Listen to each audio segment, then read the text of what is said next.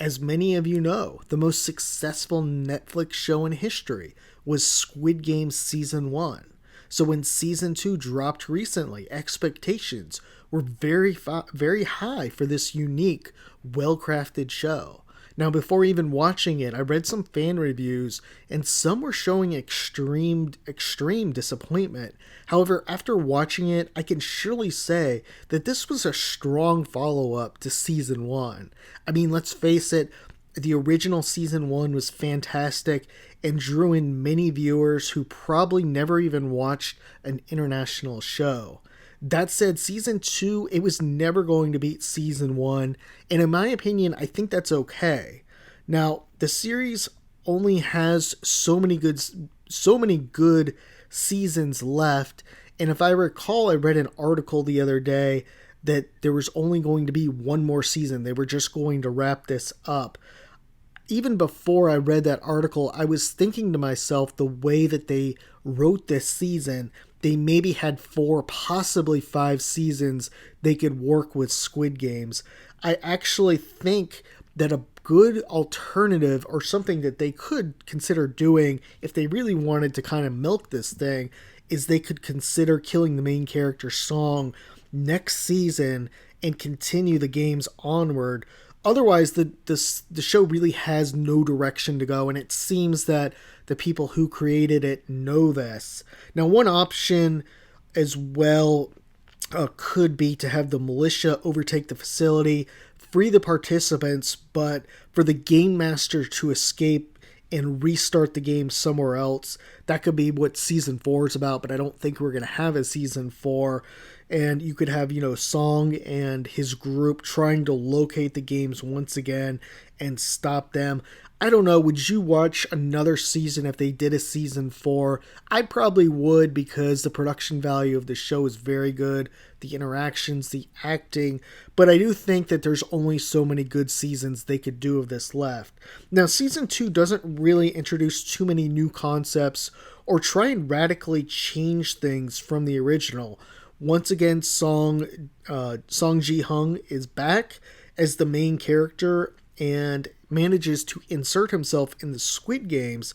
Now, this season, Song, he's angry, he's determined to stop the games as he's loaded with money from winning the first games, but also is loaded with survivor's guilt as well.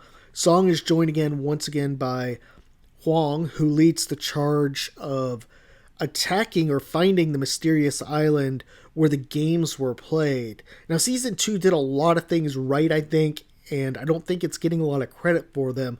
One is that it introduced some new games, one of which I think is better than any of the games from season 1, except, of course, from the red light, green light game with the big doll. That's just definitely the best game overall. But the game I really liked, which I can't remember the name of, is the merry-go-round game where players had to run in the room and only so many players together were going to go in.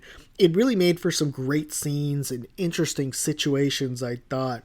Now, one other thing the series did well was it showed this conflict between those who want to quit the game and those who want to keep playing.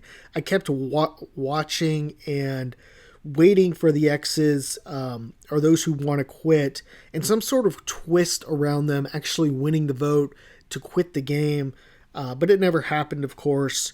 And I will say that the voting seemed to take up a lot of time, probably too much time in the season, and that surely should have been cut back. Now, one of the interesting things the show did as well was that it put the game master, or he's known as the front man, in the game. He ends up befriending Song and his group, and before betraying them at the end, once the rebellion breaks out, he really had quite a role, and we got to kind of see a lot of his reactions. We didn't know what he was going to do.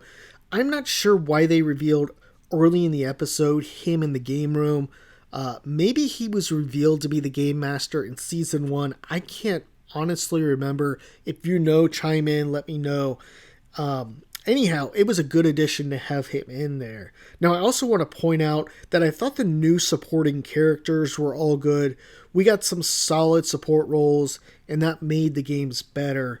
My big surprise for this season was probably that we didn't get the big reveal around the Game Master. I thought for sure that was going to happen at some point the last 15 or 20 minutes.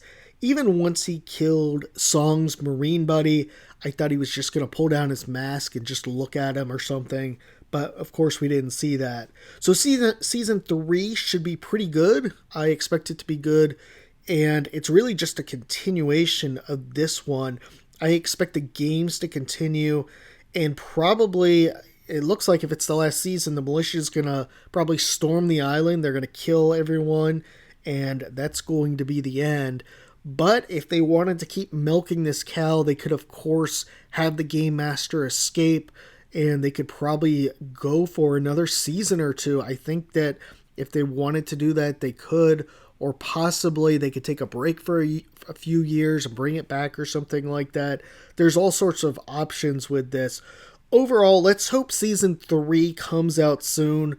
I read that it was going to come out later in 2025. If you know, let me know. I'm definitely curious. If not by 2025, it's definitely got to be out by 2026 at the latest. Anyhow, thanks for your time. Appreciate it. Did you enjoy season 2? Were you one of those who were pissed off, or did you think it was a good follow-up? I thought it was pretty good. Appreciate it.